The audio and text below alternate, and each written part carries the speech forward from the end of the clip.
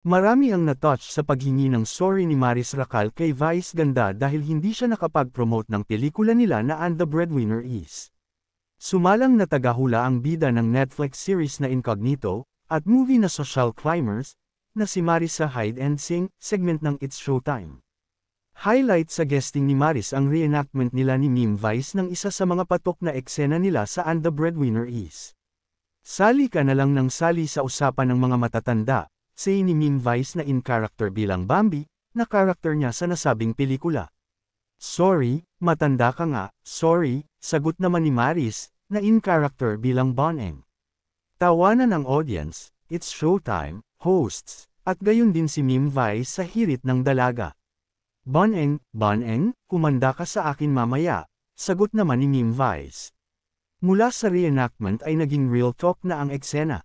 Hindi kasi parang gusto ko nang magsalita, ate, say ni Maris. Huwag na, Boneng, kami na ang bahala rito, tugon naman ni Meme Vice. Ate, sorry hindi ako nakapag-promote, ang nasabi ni Maris na nagpatawa ng malala kay Meme Vice at sa madlang people. Touching naman ang naging sagot ni Meme Vice. Okay lang, Boneng, mas mahalaga ka kaysa doon sa pelikula. Meme, I love you so much talaga. Totoo ito, ang sweet na sagot ni Maris. Biro naman ni Meme Vice walang bonus si Maris dahil sa hindi nito pag-promote.